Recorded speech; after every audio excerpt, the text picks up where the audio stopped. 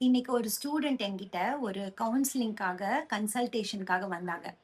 Ma'am, காலையில சீக்கிரமா எந்திரிக்கணும்னு ஒவ்வொரு நாளும் ஒரு டிட்டர்மினேஷனோட இருக்கேன். அதனால என்னால முடியல மேம்.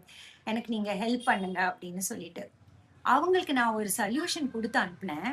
அப்பதான் எனக்கு தோணுச்சு, இத பத்தி ஒரு ரீல் பண்ணணும் நிச்சயமா. ஏன்னா நெறைய ஸ்டூடண்ட்ஸ் கிட்ட இந்த கொஸ்டின் இருக்கு.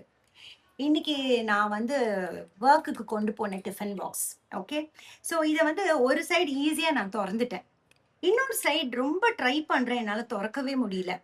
கொஞ்ச நேரம் ட்ரை பண்ணதுக்கு அப்புறம் எனக்கு தோணுச்சு, இந்த பக்கம் தான் நம்ம தொறந்திருக்கோம்ல.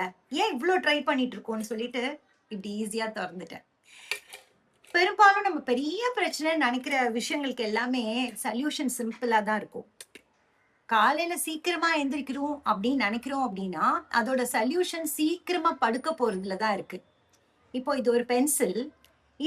இத நான் தூக்கணும்னா 2 சைடையும் புடிச்சு இப்படி தூக்கணும்னு அவசியம் இல்ல. ஒரு சைடு புடிச்சு தூக்குனாலே அடுத்த சைடு மேல வந்துடுது இல்லையா? நான் அத லிஃப்ட் பண்ண முடியுது இல்லையா? அதே மாதிரி தான். ஏர்லி டூ பெட் பண்ணாம, early to rise is not at all possible. எவ்ளோ பெரிய ப்ராப்ளம் உங்களுக்கு இருந்தாலும் நல்லா தெரிஞ்சுக்கோங்க.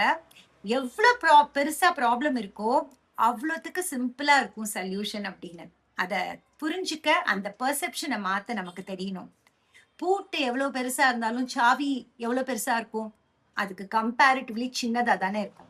அந்த நம்பிக்கையோட இந்த early to bed, early to ரைஸையும் பிராக்டிஸ் பண்ணி பாருங்க. வேற எந்த பெரிய பிரச்சனை வந்தாலும், இதே அப்ரோச்ச அப்ளை பண்ணி பாருங்க. You will be successful.